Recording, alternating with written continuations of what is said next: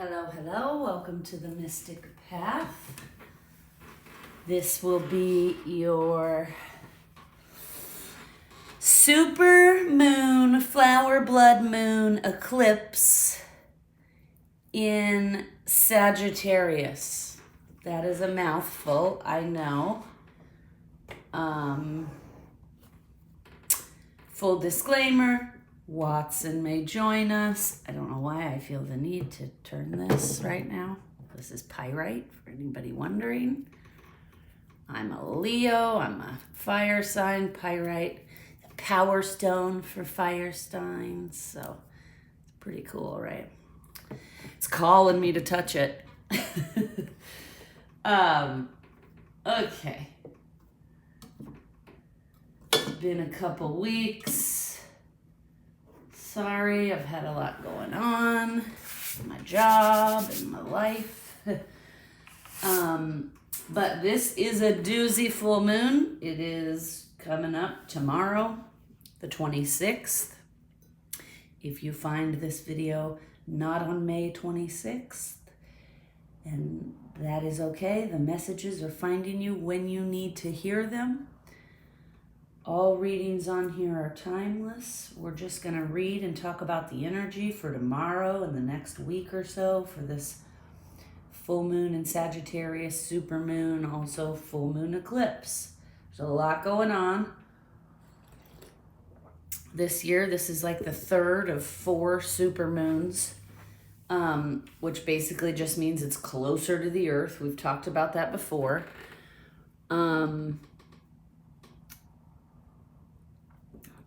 Today, I just want to make sure you can see. Okay, today we're going to use the Moonology deck and the Whispers of Healing at the end for advice. This is just going to be a chit chat. There are other full moon rituals on the channel if you are looking for a full moon ritual. There's a lot going on with this full moon, so this video might be a little longer than normal, so I didn't want to add a ritual to it because then we're looking at like a 2-hour video, right? And we're all busy. It's not always easy. I also noticed this cute little I think it's howlite. I'm not 100% sure. It was a gift cat. It was very cute that he was just like sneaking, hiding, looking behind this shoe. I don't know if you can even see that far, probably. Anyway, yeah, you can see his little cutie pie. Okay. All right, let's get on with it. Like I said, I haven't been posting a lot of videos in the last couple weeks. I've been having to do a lot of my own personal work. The energies lately have been pretty serious. Let's light this energy clearing candle while we're here.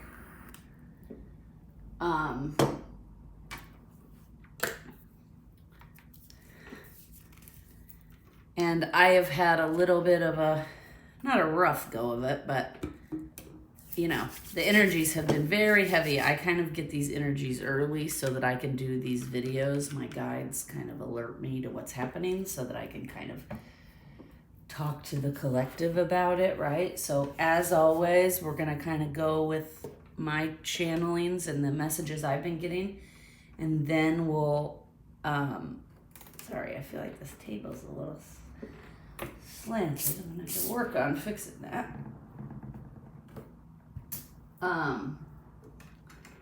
Sorry, it's early this morning. It's just taking me a little bit to get my thoughts together.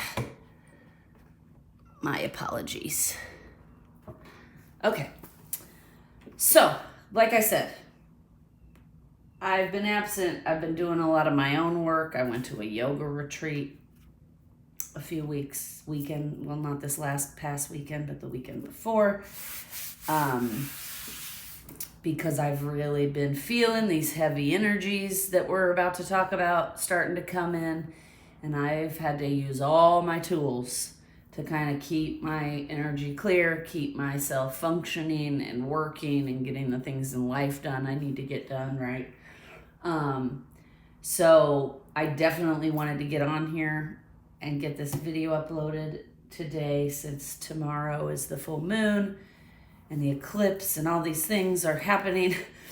As always, we're going to talk about my channelings, then we'll kind of see what the book has to say about these three things. We have the full moon in Sagittarius, super moon, full moon, eclipse card, okay? Like I said, the energies coming in are tough. I'm not going to sugarcoat this, okay? We got some heavy stuff coming in and coming to the surface to kind of force us to deal with, right? Because we can't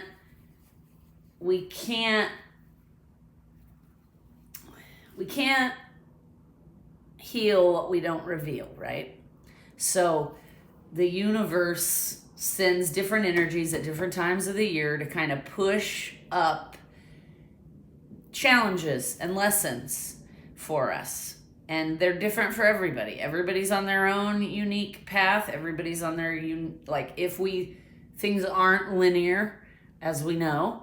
But if, for the sake of example here, if things were linear and every human in the world was somewhere on this linear timeline of growth, everybody would be in a different place on this timeline, right? So that's why everybody's lessons are different. Like, I've been doing this kind of work now for 15 years almost. And so my lessons and challenges that come up are going to be different than somebody who just started therapy a week ago, right? And so I do also want to mention, I had a friend recently say to me, like, I want to be where you're at. Like, it just seems like nothing shakes you or nothing makes you, spin out of control anymore. And she's like, I want that. It's not fair. And I said, yeah, but the reason I'm here is because I've done almost 15 years of work, right? I spent 5 years in therapy every single week for an hour, dealing with all kinds of stuff, right? I had a failing marriage. I had all kinds of familial programming, anger, rage issues to deal with. I had depression for most of my teenage years and my 20s. So I had that all to deal with, right? And so when I first started so I was basically telling her, look, you just started this process. You've been in therapy only like 3 times. That you're not just fixed. You don't just go to therapy and it's like, oh, I'm fixed now, right? No, you have to deal with the hard things. And sometimes, okay, quick disclaimer, because here he comes. Watson the Wonderful. Watson the Magician might jump up here and join us because he's down here on the floor eyeing the table, and he's been real excited watching me set everything up. So full disclaimer, in the midst of what I'm saying, he may jump in. Because he's always got good messages for us too, don't you, Bubba? Right? Come on, you can come up if you want. Okay, so what I was saying is, you can't expect to go to therapy 3 times and be like, I'm fixed. I fixed the lifetime of trauma, right? That's just not how it works. And if you're somebody just starting this journey, I want to remind you, for all of us, including me, when you first start the process, it's a lot of like 3 steps forward, 2 steps back. Because you're having to face things that we don't want to face, right? You're having to face deep down things that maybe you've repressed for years. Maybe you were taught as a child, like, don't think about that, just push it down, just ignore it, it'll go away. Well, these things don't go away, right? They just build and build and build, and then one day you get triggered and like you spin out of control, or you yell and scream, or whatever it is. Here he comes. Here he comes. Dirty feet. All right, lay down. You gonna help Mommy channel? You saying hello? Here's the camera over here. There you go. You guys probably got a big face. Okay, back up now. Everybody sees you and sees how pretty you are, my boy. Yes, he loves it when we do magical things. Okay, so back to what I was saying. You don't go to therapy 1 or 2 times and you're like fixed, right? And I used to have a yoga instructor years ago who used to say, who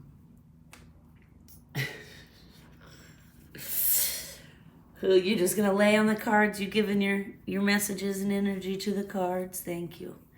Anyway, I used to have a yoga instructor that used to say, because when I first started yoga in my 20s, I was doing like hot power yoga. It was an hour and a half in a 105-degree room. It was like power yoga. It was very disciplined and fast, and it was hard. And sometimes it was hard to go because it was like, oh, today's class is going to kick my butt, right? But I had the instructor, she always used to say, I don't come to yoga because of how I feel while I'm doing yoga. I come to yoga because of how I feel all the other hours of the day and the week, right?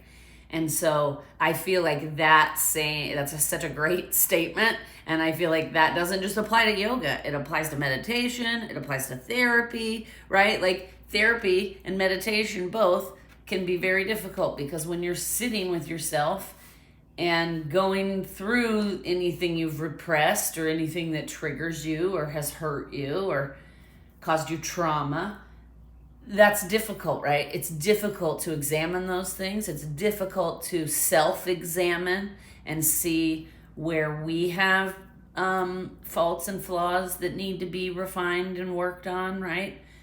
Because that's the whole purpose of why we're here on Earth. Humankind in general is very confused, and everybody thinks we're here to just constantly distract ourselves, right? Look around at the world we live in. We've got technology distracting us. We've got alcohol and drugs. We've got television, right? Now that we have the internet, we've got thousands and thousands and thousands of like streaming content, thousands and thousands of hours of streaming content that we use to distract ourselves.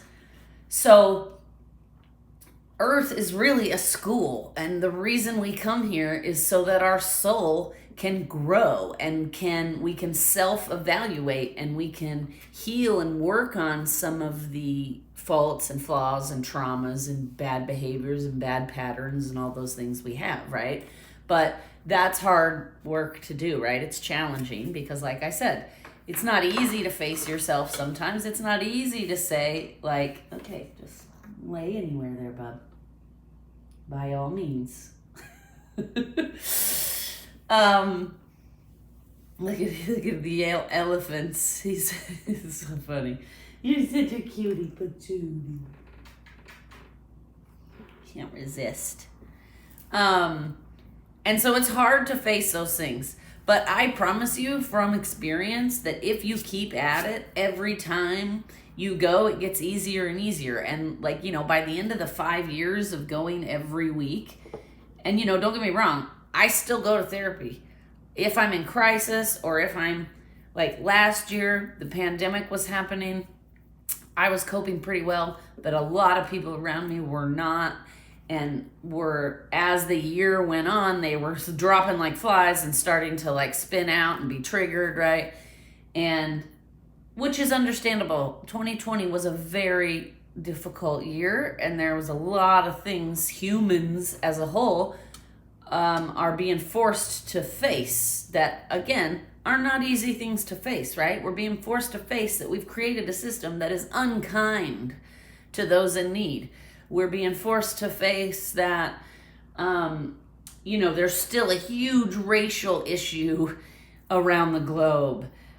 I could go on, and I'm not going to do that because this video is already going to be long enough with my notes here. So, but you get what I'm saying. So like 2020 was kind of like therapy. Like, it was hard to face, it was hard to deal with, but those are things we have to face and deal with to grow and become better and hopefully create a better environment and world for everyone, right?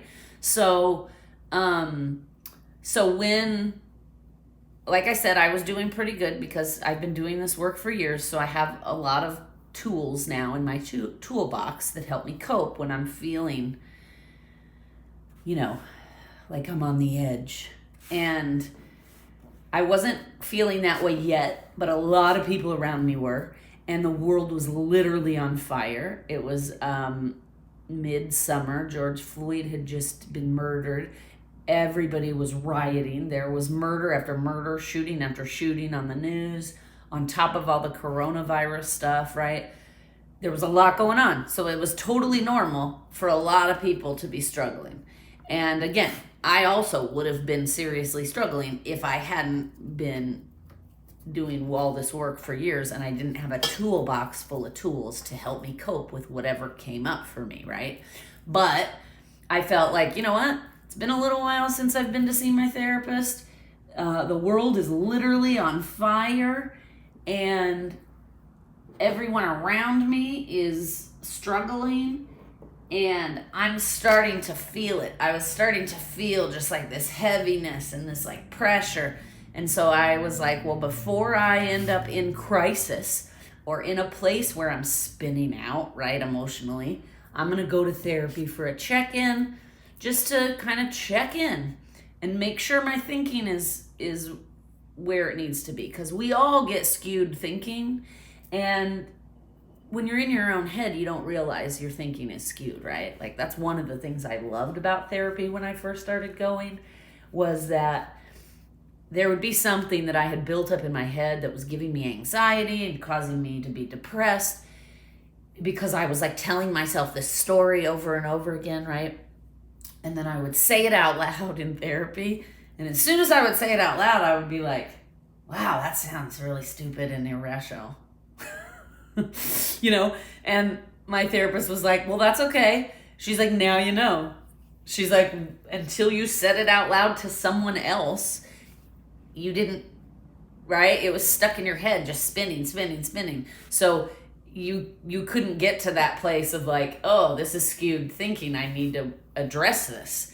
And so, but then when I would say it out loud in therapy and hear myself say it, I'd be like, whoa, this doesn't make any sense that I'm this worked up over this. This is silly.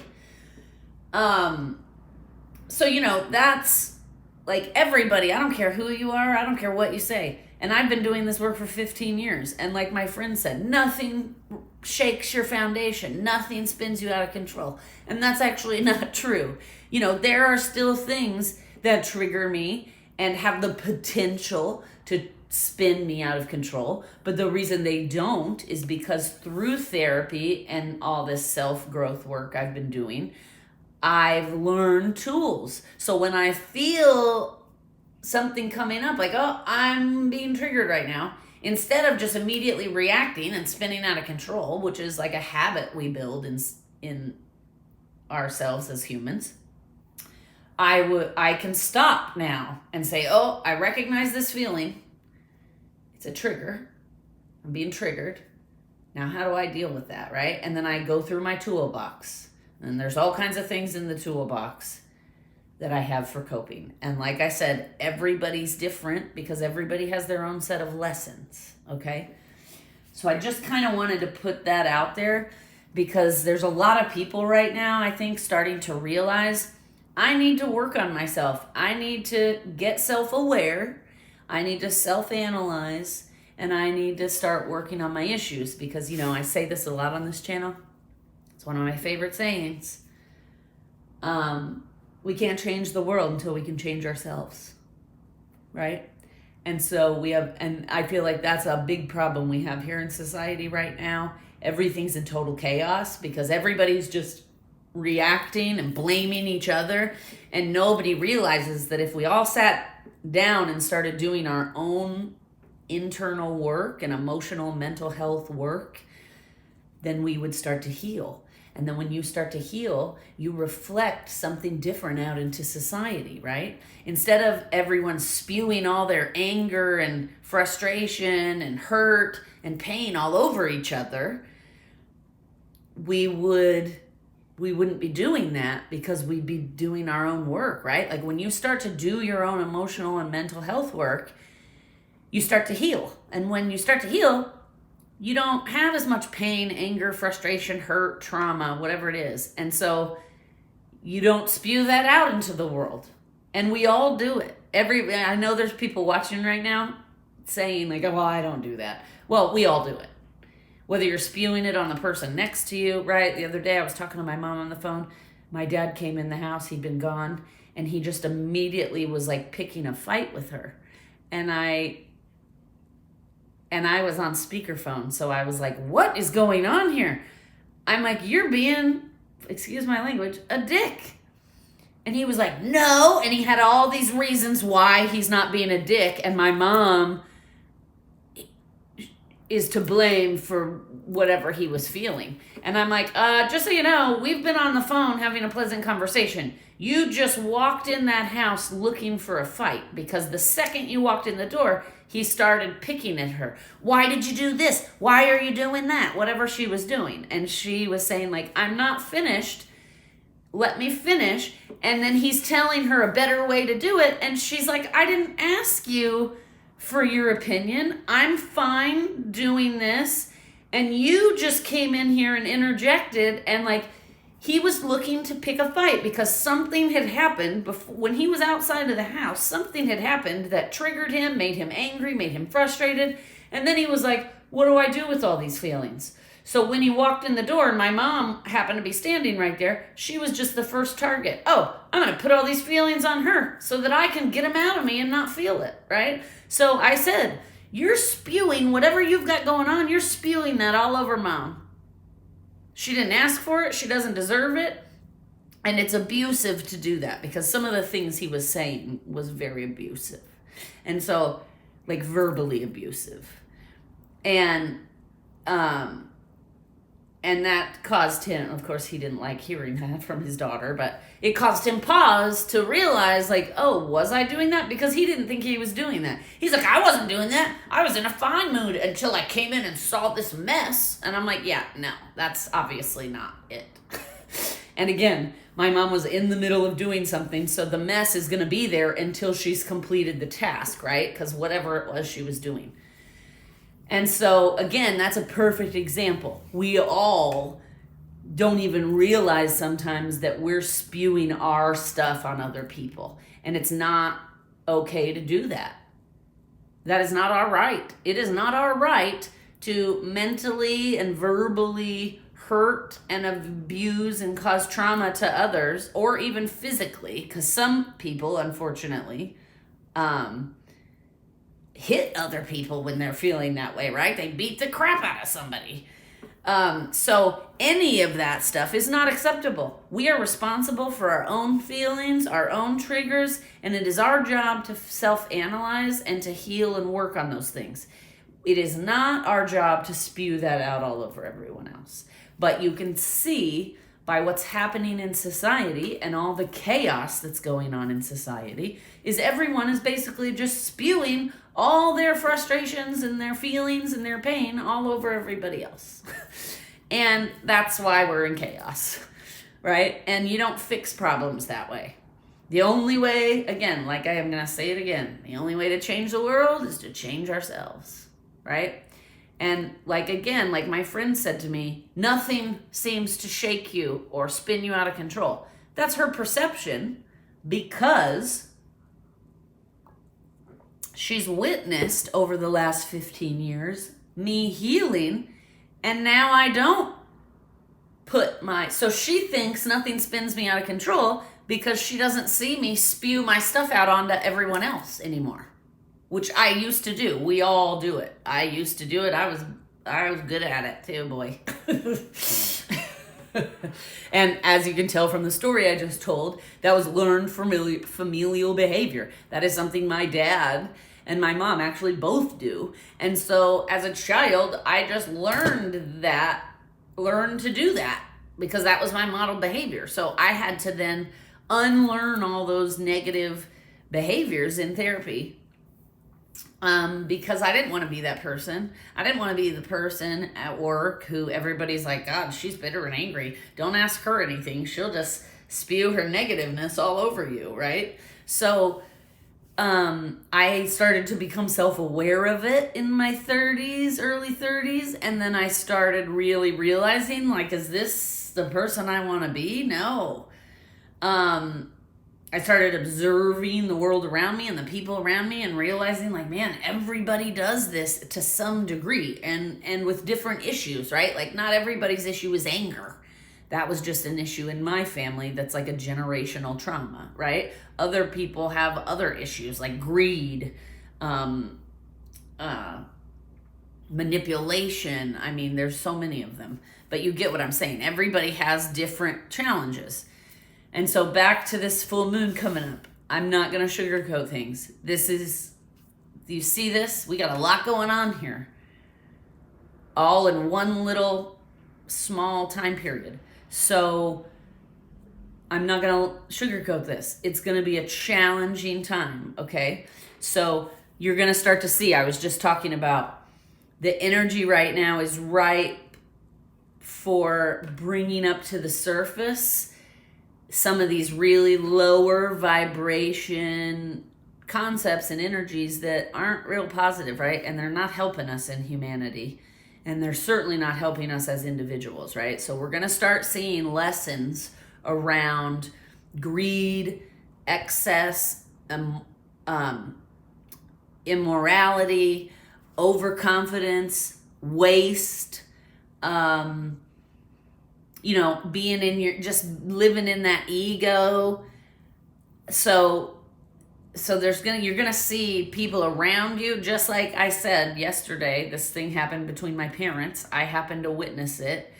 That was super low vibration stuff, right? That was anger, that was frustration, that was verbal abuse to some degree that was coming up.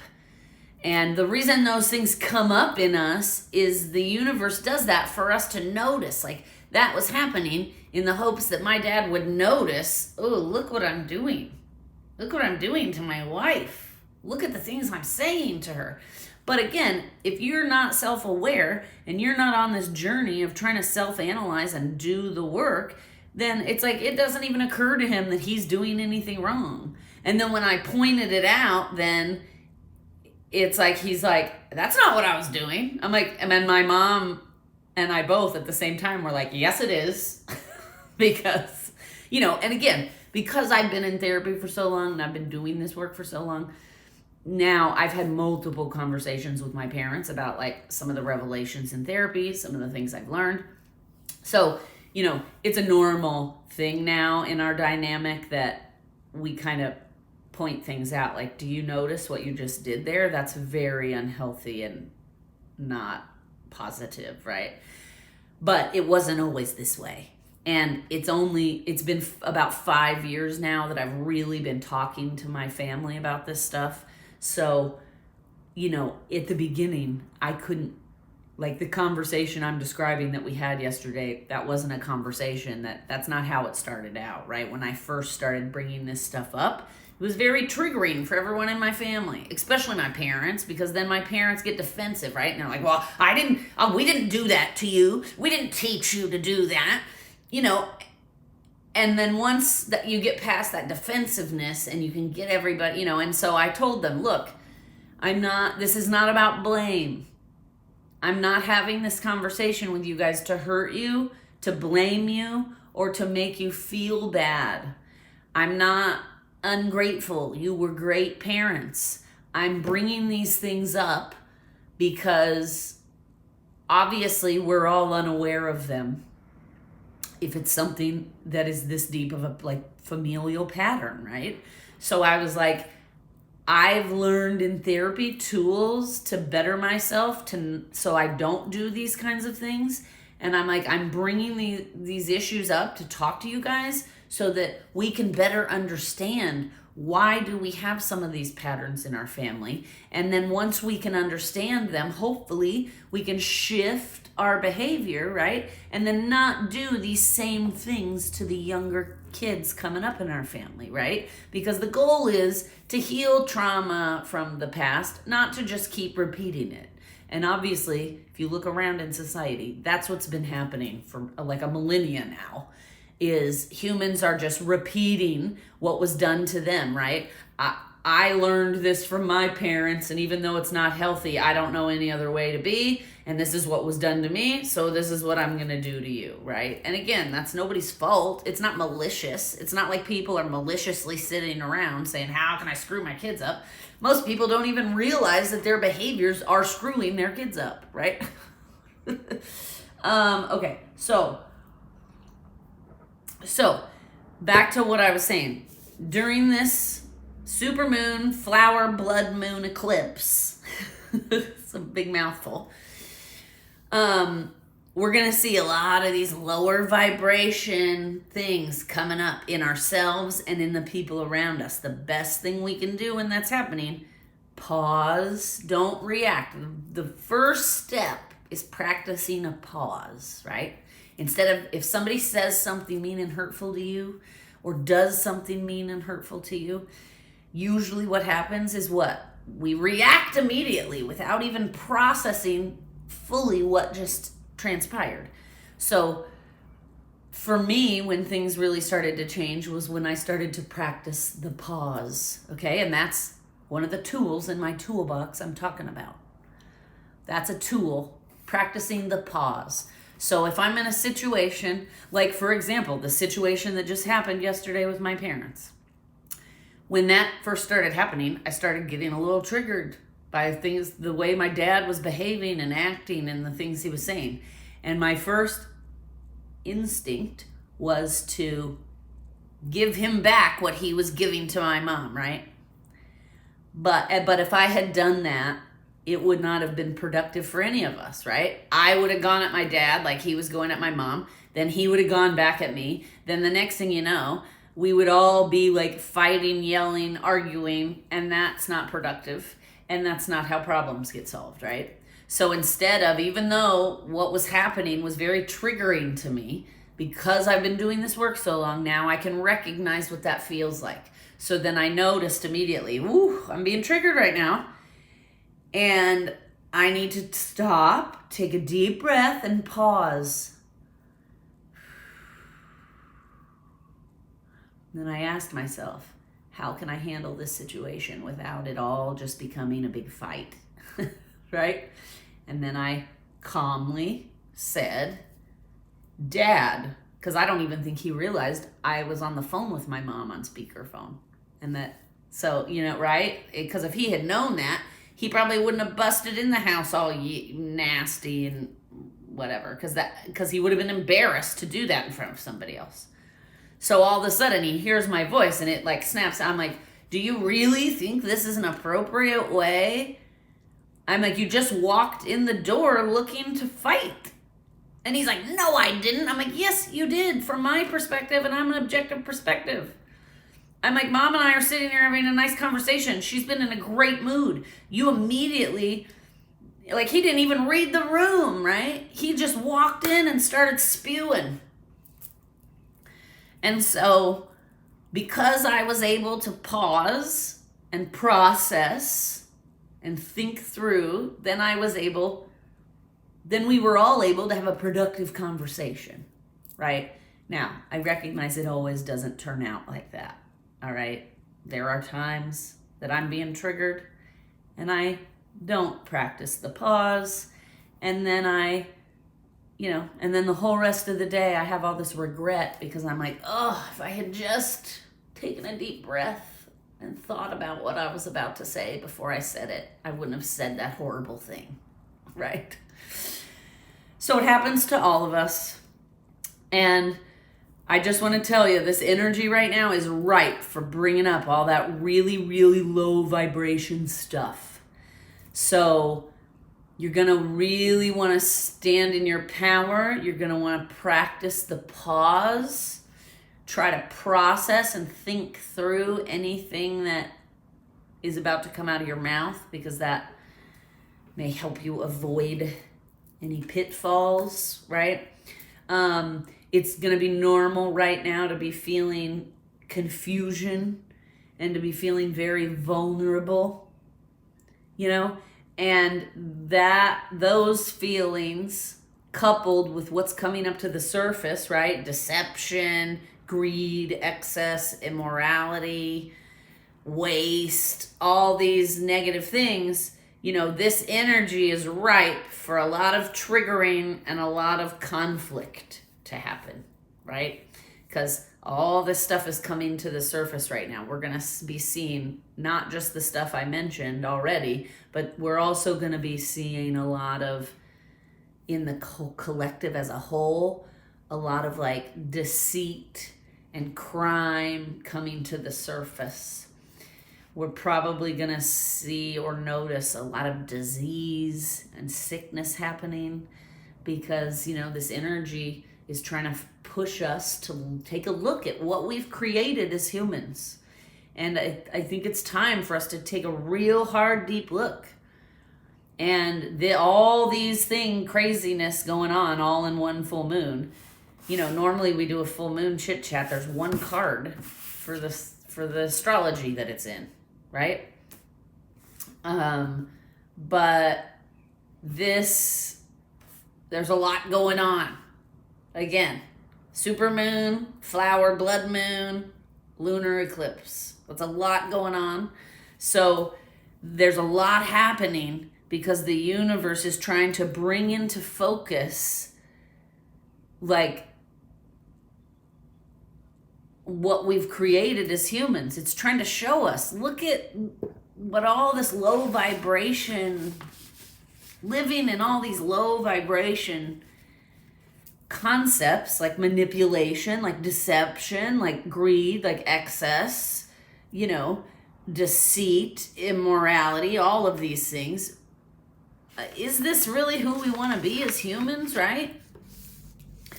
So that's why this stuff comes up. That's why the universe does this. I mean, think about it. In 2020, the universe basically put everybody in timeout and forced us to sit in our homes with zero distractions and watch on television the world we'd created. All this crazy climate change, all the pandemic stuff happening, all the racism, all the murders, the rioting, right? The universe, it was like, I've been letting you guys try to figure this out on your own, and you're just refusing to even look at the hard issues. So the universe, Mother Nature, that's what I say, is Mother Nature had enough and was like, that's it, humans. You're all going in timeout. And we're going to stay in timeout as long as we need to be in timeout until you all start realizing you're responsible for creating this world. And we're all responsible to some degree, okay? Because we're all just recycled energy. So what just came to my head was like somebody saying, well, this is not my fault. These were my ancestors that did all these horrible things. No.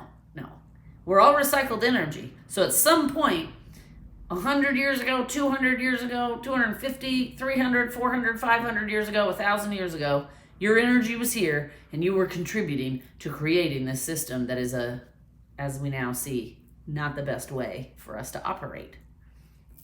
So, you know, the universe is trying to force us all now to start taking responsibility and start facing the truth of what we've created, right? And so all of this happening in this full moon is part of that. So you might start feeling some things come up within yourself related around work versus home, the things you want versus the things you need. And when those kinds of concepts start coming up and start challenging us, that sometimes can create tension in our lives. It can create pressure, stress, and this can lead to conflict, right? So again, I was talking about during the next couple weeks, we're going to really want to practice the pause. Hey, sister. There's Sophia. She's joining us. You can probably hear her meowing. Okay, so I want to keep going. So during this time, we're going to really want to be clearing our energy, because what's happening right now, like we've already talked about, all this low vibration stuff is being pushed to the surface for us to look at. Not only that, in a lunar eclipse, emotions and instincts kind of are reaching their peak, okay? And everything is more amplified in a full moon, as we've talked about before. So again, we're really going to have to stay in our power the next couple of weeks. This energy is going to be very challenging to navigate. It's going to be a lot easier for us to see, like, for us to have clarity in the next couple of weeks in the relationships around us. The universe is going to be bringing clarity to our relationship dynamics. And that can be a positive thing or a negative thing, right? If you're in a relationship that's like toxic or abusive, that's going to be being brought to the surface right now. And the universe is going to kind of try to challenge you to see clearly, this dynamic isn't healthy for me, right?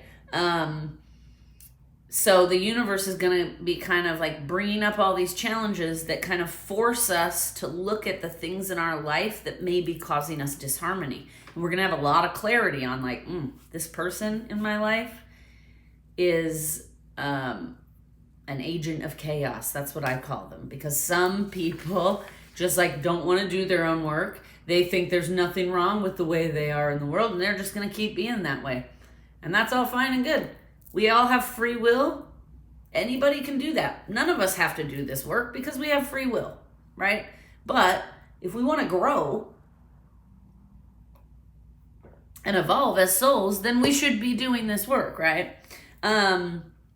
So again, you're really going to want to be clearing your energy during this time and protecting it, okay? So, crystals is a really good way to do that. Rituals is another really good way to do that. I always start every day pretty much connecting with myself, source, my guides, and then I always ask them, please bless us and protect us throughout the day, keep us in our higher self, in the best version of who I can be. Now, do I fail at that some days? Yes, I do. But again, nobody around me really knows when that's happening, because I've learned to use my tools. Oh, sorry, Sophia's shaking the tripod. My apologies, people. Come here, sis. But again, because now I have all these tools, most people don't realize when I'm going through a challenging time, because I'm not spewing it out all over everybody. I'm not telling everyone who will listen how effed up my day was, right? Because again, complaining keeps us in that dark energy. So I kind of learned long ago that, because all of us do this. And my girlfriends and I used to be really bad at it in our 20s, especially. We'd all meet up for happy hour after work, and we'd drink for like 2 or 3 hours, and then just like bitch about our day and complain about the things we hated about our coworkers and whatever. And what I started to see as I grew and evolved and got older is that by doing that, you're just creating that dense, dark energy, and you're keeping yourself stuck in it.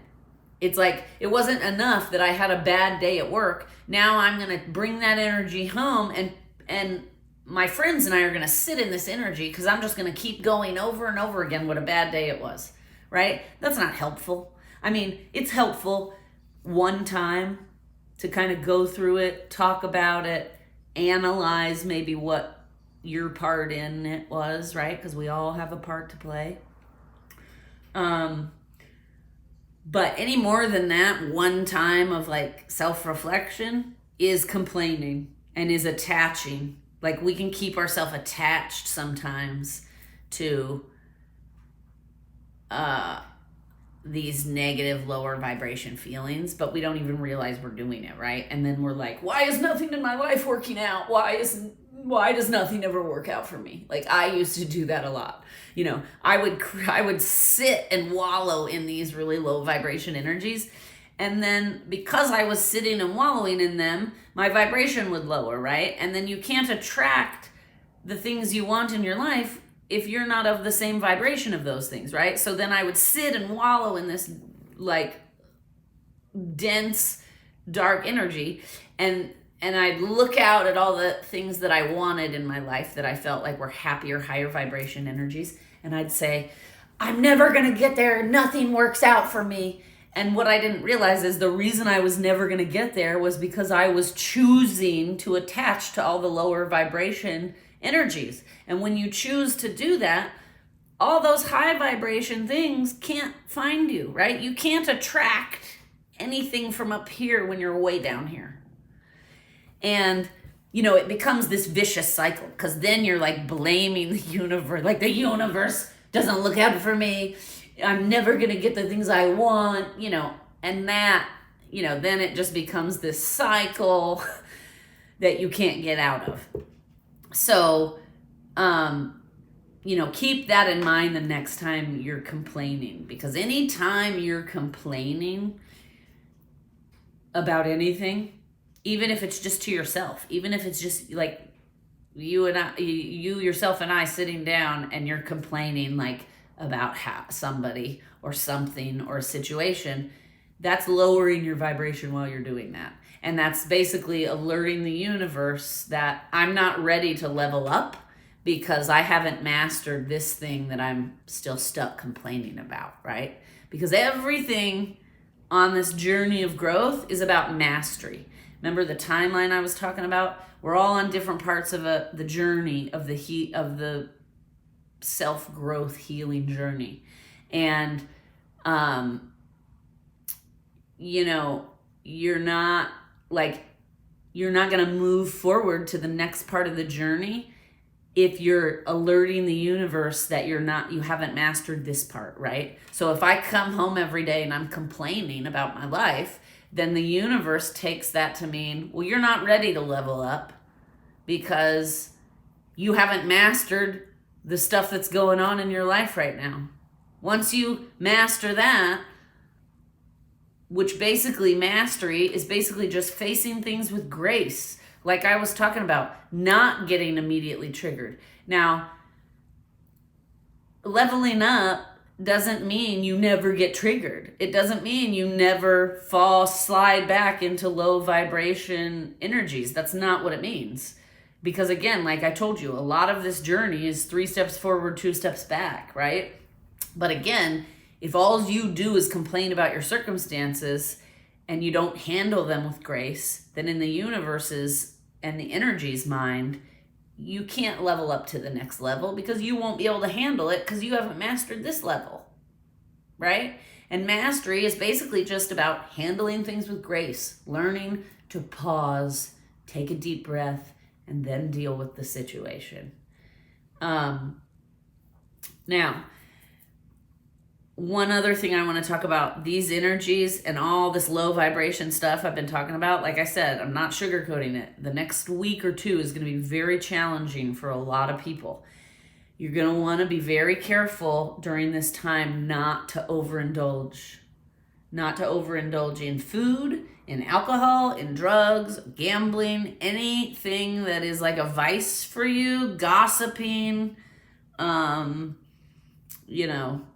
manipulating. You're going to want to be very careful not to overindulge in those things, because overindulging in those things is going to get you attached, and then getting attached to them is going to make it harder for you to see the lessons that are being presented to you, right? Like I said earlier, is this energy is going to make it real easy for us to get clarity and see the things in our life that are causing us disharmony. The friendship dynamics, the relationship dynamics, the work dynamics, the self-talk dynamics, right? How we are with ourself. All that stuff's going to become real clear in the next couple of weeks. And again, that kind of stuff is hard to face, right? Like, if you have to admit, like, and I'll use myself as an example, I had to admit years ago that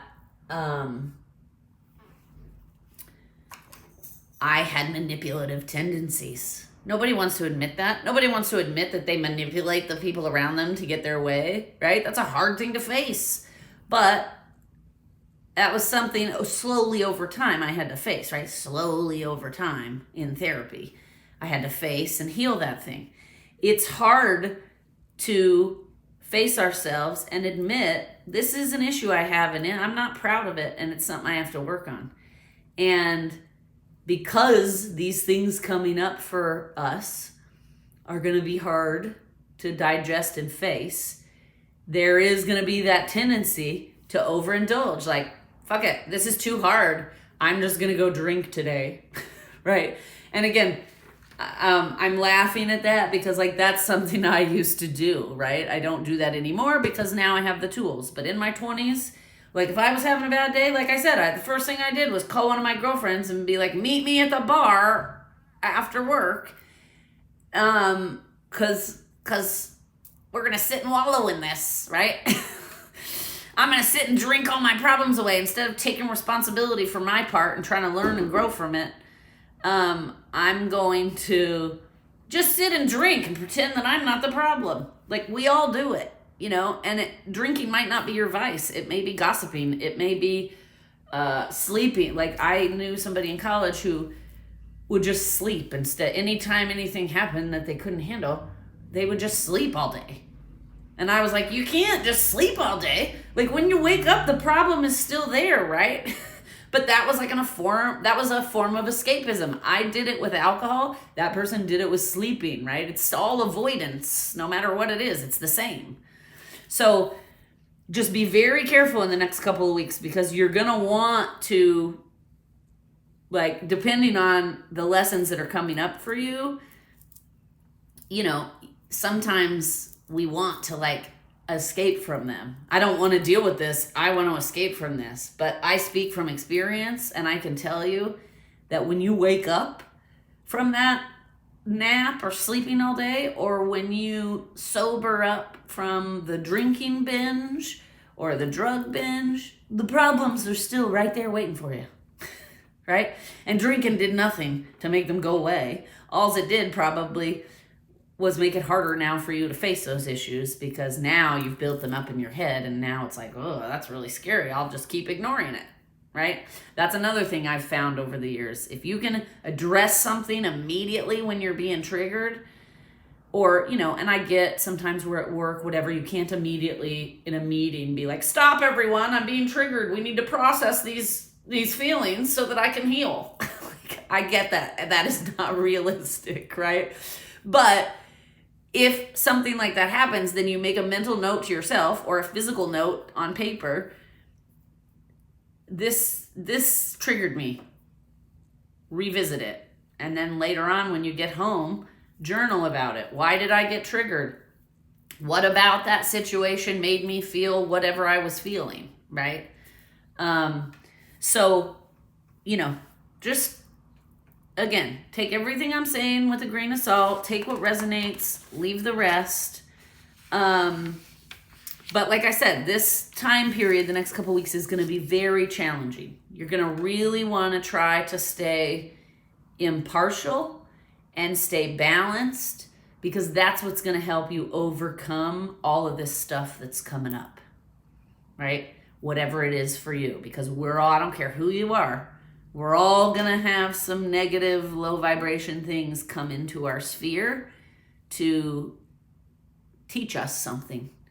And it's whether or not we take the opportunity to learn something and grow, or whether or not we ignore the opportunity and stay in our bad patterns and our bad behaviors and our bad beliefs and all those things.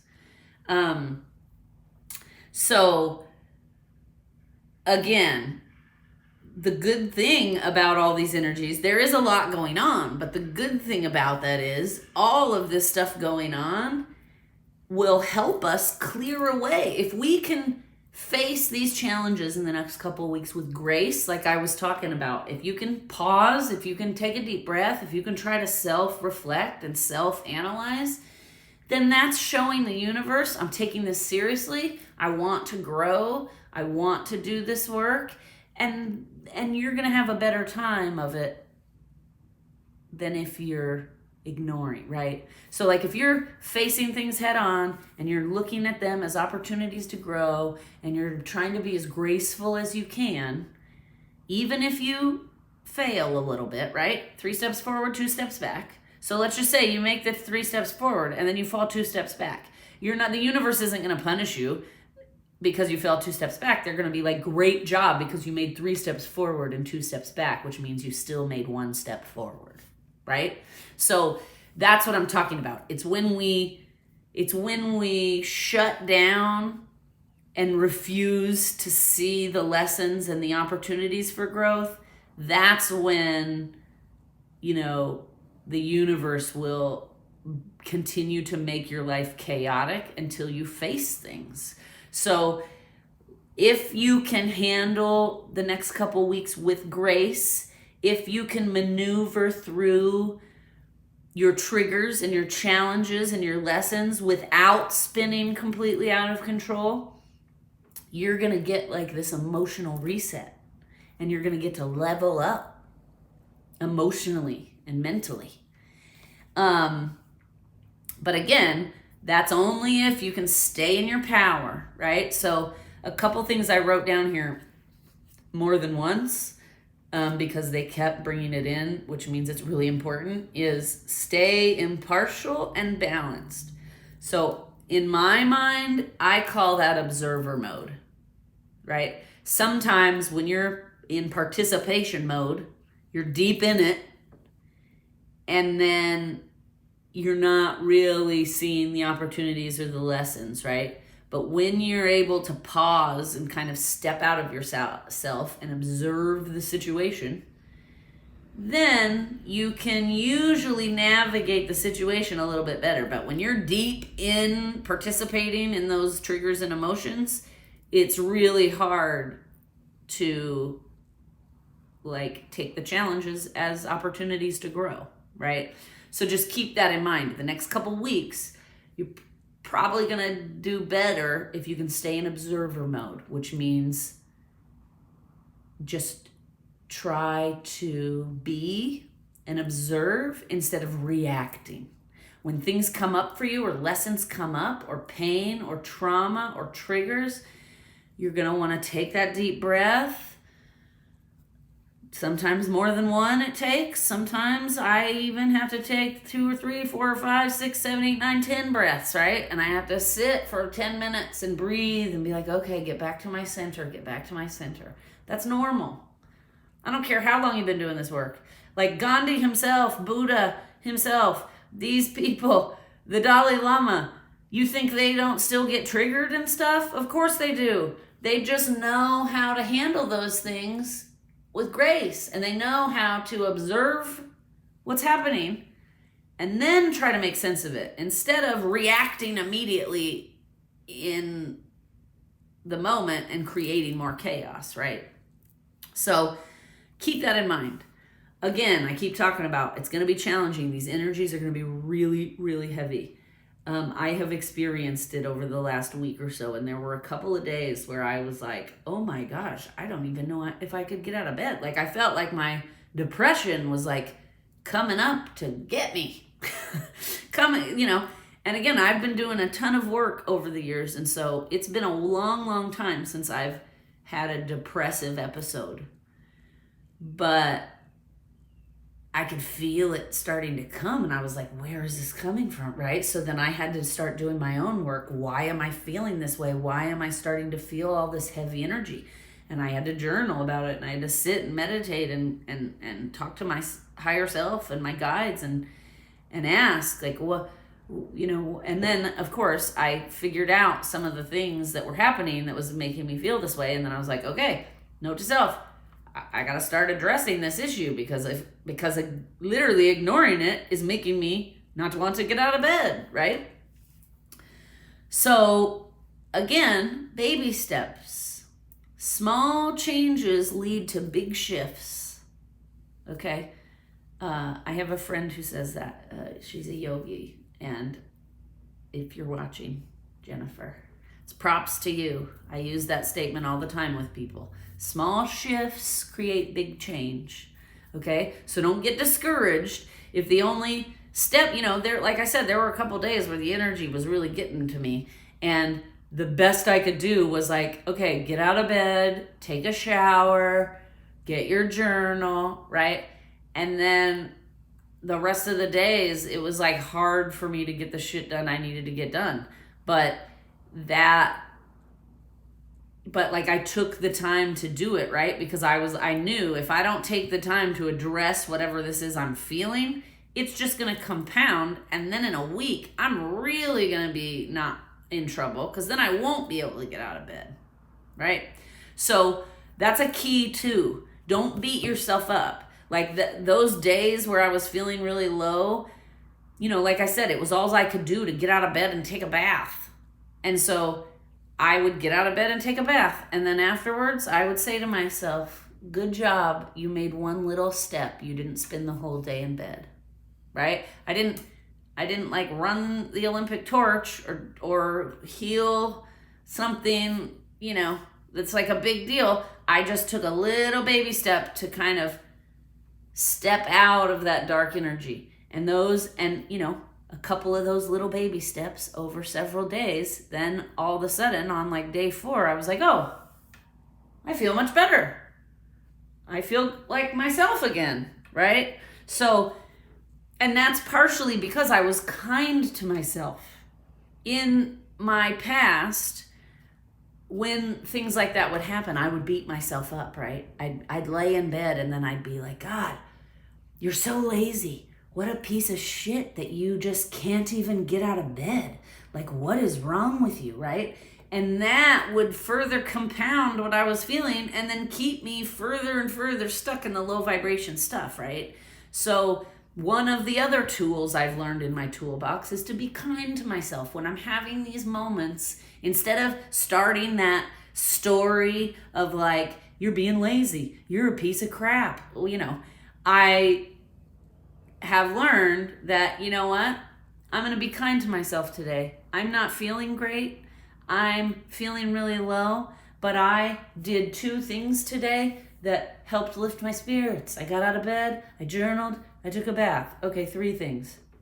And then I would say to myself, good job, self. Because you could have, like 15 years ago, I would have just stayed in bed all day, right? I would have been like, I can't face it today.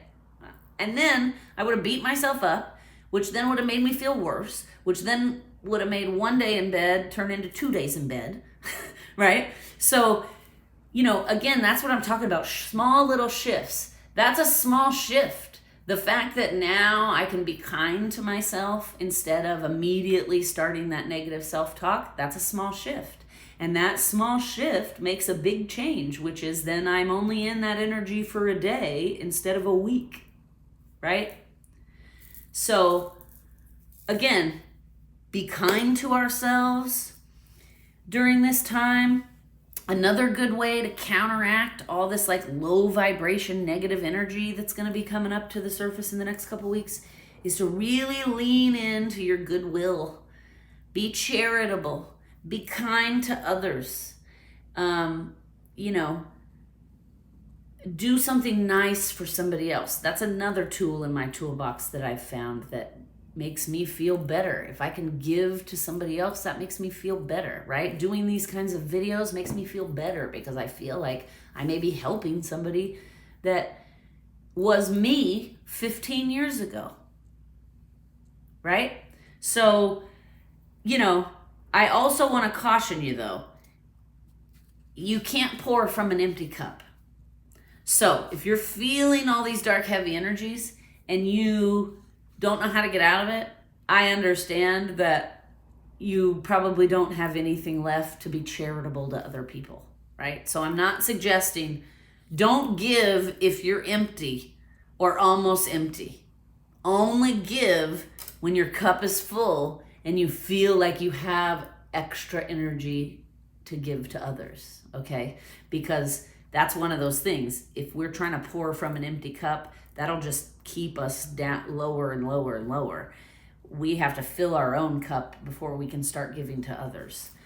But again, you can still do it in a small way, like even just giving $5 to an animal shelter, or donating food to an animal shelter, or a human shelter, right? So, you know, it doesn't always have to be some big, dramatic, statement.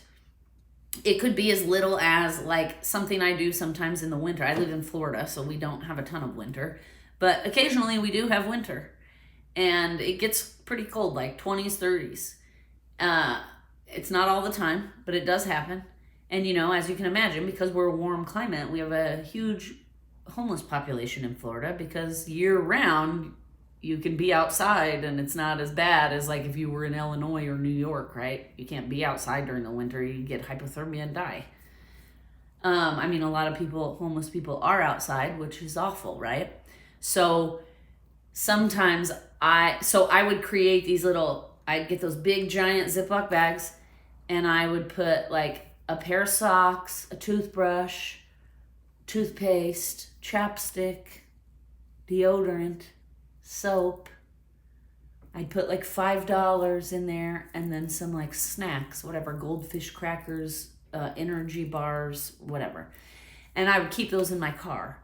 And then that way, when I saw somebody out on the street, because, you know, people will come beg for money and stuff, when I would see that, I would give them one of these little packets, because I didn't have a lot to give, because I wasn't in a healthy, healed, emotionally balanced state, right? So I didn't have a ton to give.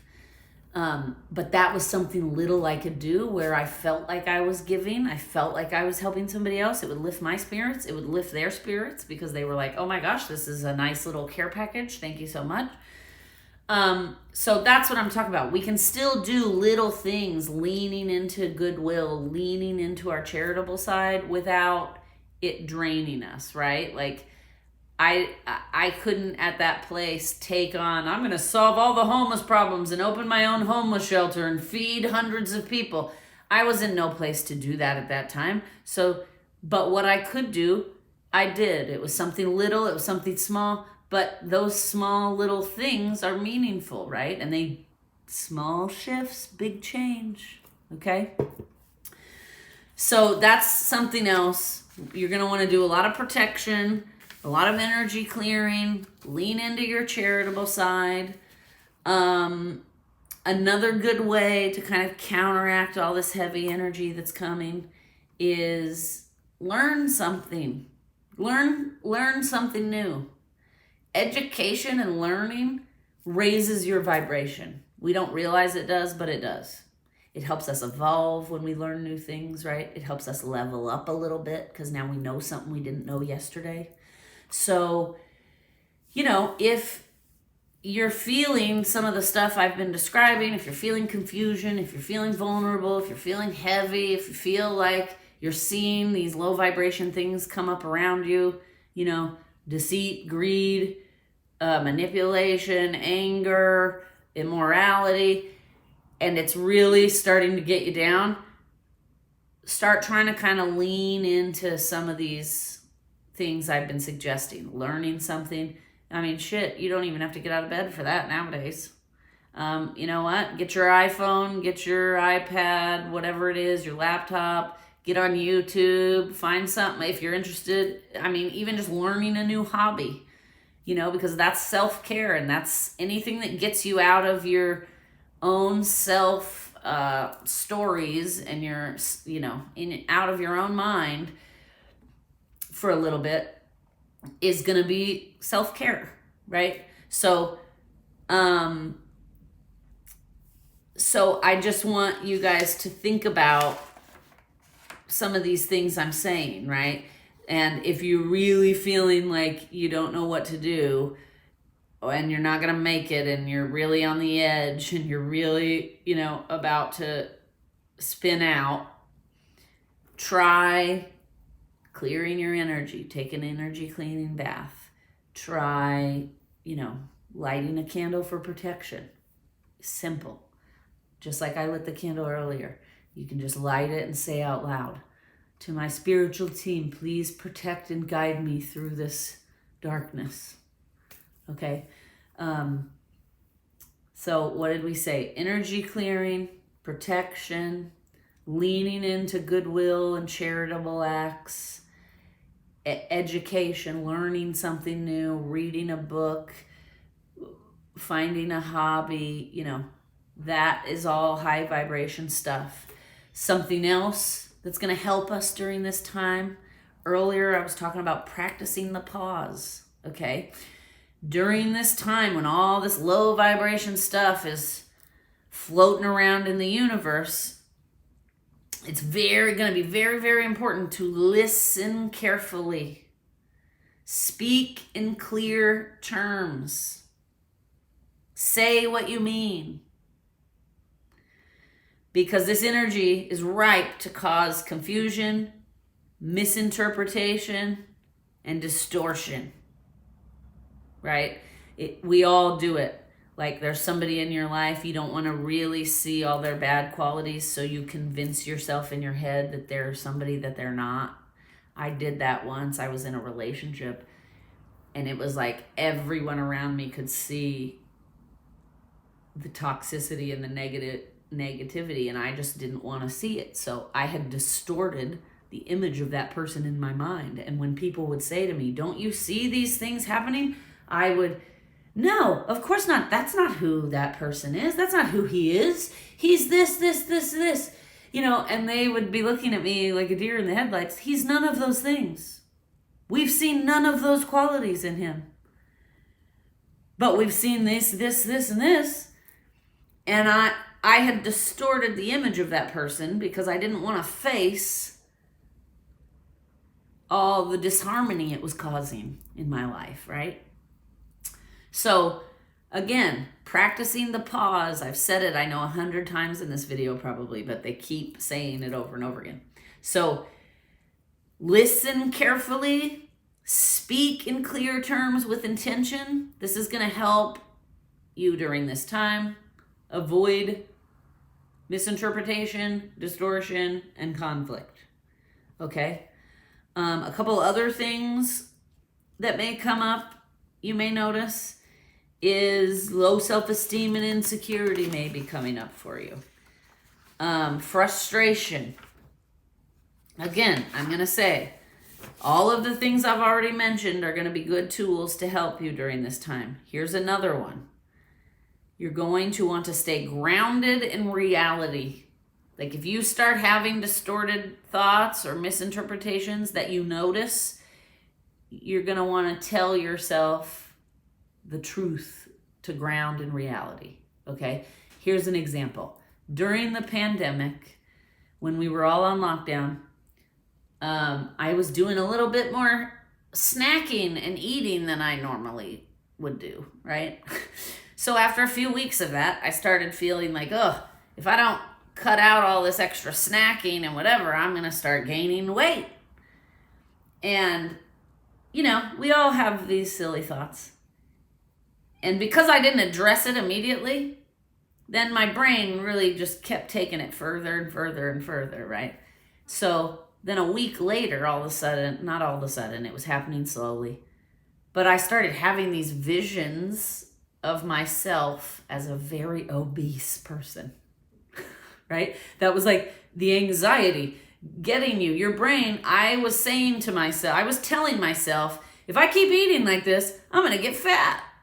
And so then my brain started validating that message. You are going to get fat. Look at what you're going to look like, right? And it really started freaking me out because several times a day I was having these images of myself as like super obese. And once I realized it, right, I was like, whoa, this is crazy irrational thinking. I started saying, whenever I would hear it, you're going to get fat, or I would see the vision of me obese, I would say out loud, no, that is an irrational thought. Okay? It kept coming. So then I started grounding myself in what was real. Whenever I would have that vision, I was obese, or I would have that thought, you're getting fat, I would immediately get up and go into the bathroom or wherever there was a room with a mirror. I would lift up my shirt a little bit so that I could see my stomach and my body. And I would say to myself in the mirror, this is truth. I am not obese. I am not fat. This is the truth of how my body looks. And I am happy with it. And after I did that a couple times, then it stopped. I stopped having those visions of being obese. I stopped having these thoughts that I was going to get fat, right? That was all just irrational thinking. And the thing is, all through quarantine, I was still doing yoga. I was still walking around my neighborhood for exercise. So it was total irrational thought that I was going to become obese, right? Because I was not going to become obese as long as I was still working out and eating health. Like, that's what was so crazy and irrational about it. There would be days I'd eat nothing but salad, and then my brain was still saying to me, you're going to get fat. Okay? But that was literally, like, I attached myself to that thought the first time it happened. And so then the brain was like, oh, you've attached to this, so I'll give you more of it. Right? So then it just kept getting worse and worse and more extreme. And then I started having visions. And until I took control of my brain and reprogram, again, I would go stand in the mirror. I would hold my shirt up. I would say, this is truth. This is my body. I am not fat. I am not obese. I am healthy. I am happy. Stop the irrational thinking. After I took control for a couple of days, then it all went away and there was no more irrational thinking. At least on that topic of weight. Okay. So again, I just want you to be aware of what's happening in the energy right now and try to stay open-minded. Try to be flexible in your thinking. Try to be patient with yourself. Be kind to yourself. Because doing that, that's what's going to help you turn any challenge into an opportunity to learn. And if you can turn these challenges into opportunities to grow, then you'll be able to rid yourself of any limiting, restrictive, or negative thinking patterns, thoughts, people in your life, right? Like, I was able to eliminate that thought of I'm going to get fat by challenging myself and grounding into reality. All right? So we're going to wrap it up here, and I'm going to read these cards because we've been going, for a while now. I didn't plan on this being this long, but they had a lot to say about this, and I definitely wanted to make sure I did this video because I know that I have been struggling with these energies coming in, and I do a lot of work on the daily,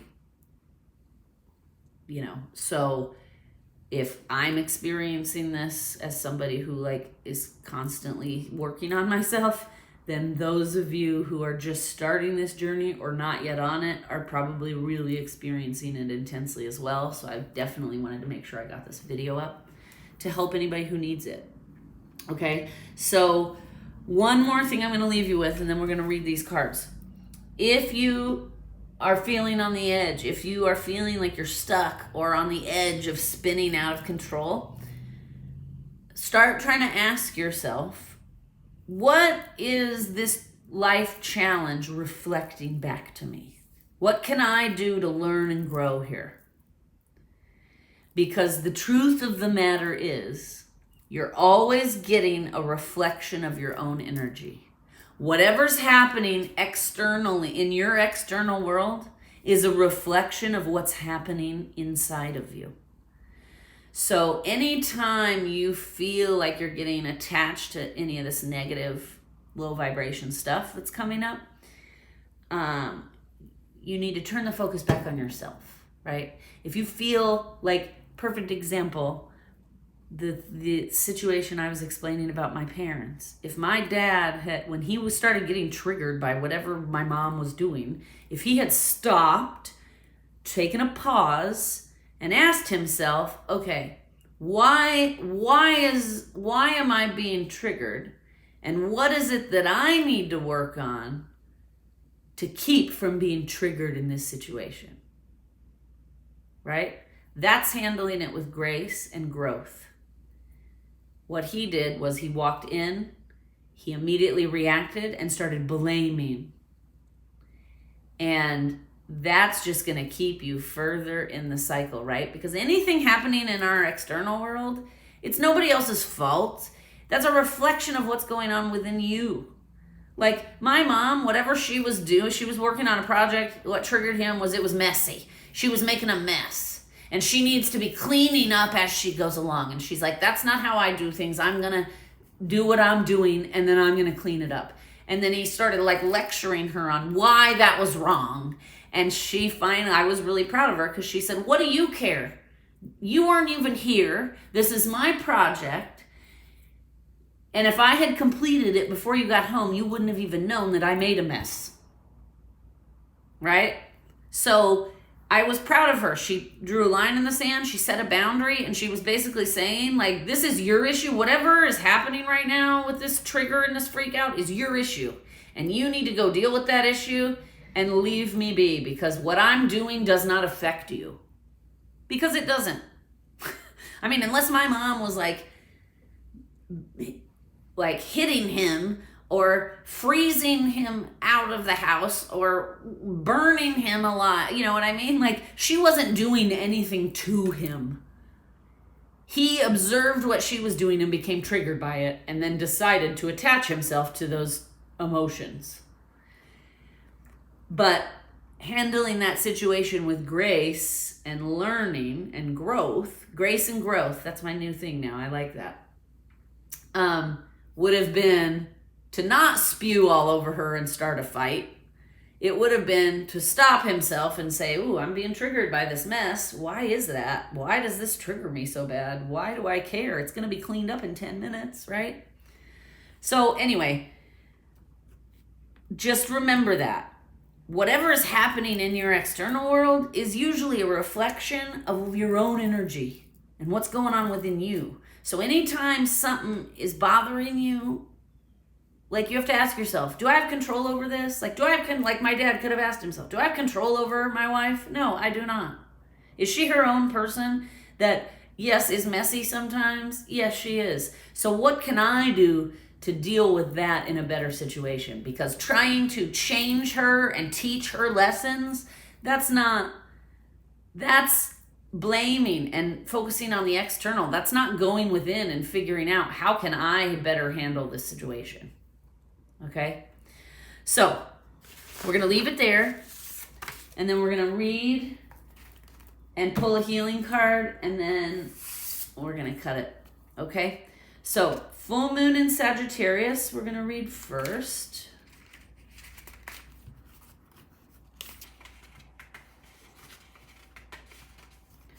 If I can find it.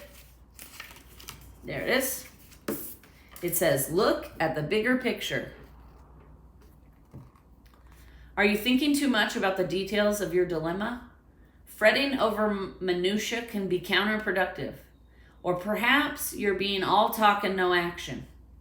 This card is a reminder that while it's good to think things through, sometimes you need to step back and look at the bigger picture, right? That's what I was talking about, being in observer mode. What do you see about your current situation? What's the most positive thought you can have about it? Now is the time to count your blessings, even if you don't yet have exactly what you want. It says this card is a reminder that we often have to take a few risks and go with uncertainty on this journey called life. Try to keep an open mind about what's for the best. The universe could surprise you. This is a time we are reminded that life is an adventure and there's a big wide world to see beyond our backyard. It's about having fun and being prepared to sail into uncharted territory. It's about big ideas versus the details. Look at the bigger picture. Okay, now let's read about the supermoon. Oh, sorry. Full moon eclipse came up first in the book, so we'll read that first. Conclusions are within reach, it says. Full moon eclipse, and just like that, a door slams shut. This card suggests that the situation you're asking is about to reach a peak or has done just so, and things are now out of your hands. What you're experiencing now is what your soul signed up for, a way for you to learn and for your soul to evolve. Isn't that what I've been saying during this whole reading? I love it when my channels, the messages I've channeled match up. I love it. Okay, so allow events to unfold and be easy on yourself. If you're letting go of someone or something, know that it's the right time, as hard as it may be. Forgiving somebody for what they did could also be key to resolving a conflict in a positive way. Release what you can so you can move on. Full moons are always about climaxes and very often about conclusions. Full moon eclipses are the same, but on steroids. A full moon eclipse can be hard to handle because it portends change, something many of us are uncomfortable with. But change is a part of life, and this card is here to remind you of that fact. Full moon eclipses can also give us a glimpse into the shadow self. Work with your darkness to heal. I basically said almost all of these same things in my channeling. That's exciting. I like it. Okay, emotions are running high. Supermoon. This card suggests that the answer to whatever you're asking is writ large like a silvery full moon set against the velvety night sky. If you're wondering how successful something is going to be, such as a job or a relationship, the answer is very. To use common parlance, the answer to your question may well be that it's under your nose. This card is about being larger than life, being special and bursting with energy that you can turn into and work with.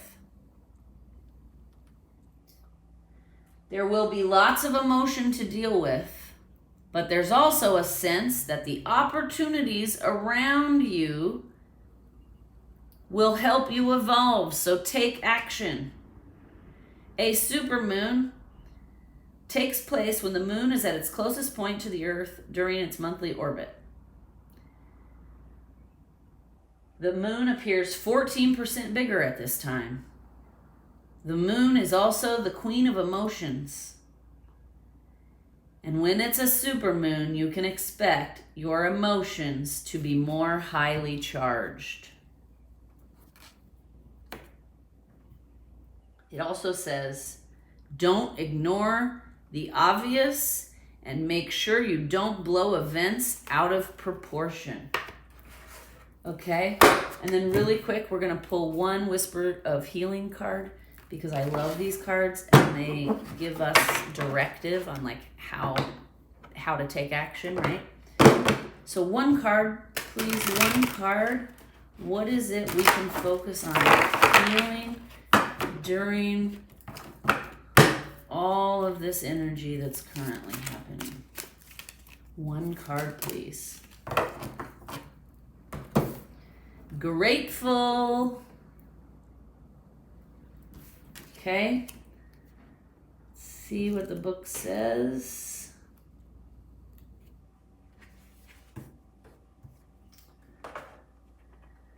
When faced with crisis, stress, a busy schedule, or other issues, you may lose your ability to slow down and appreciate the beauty of life.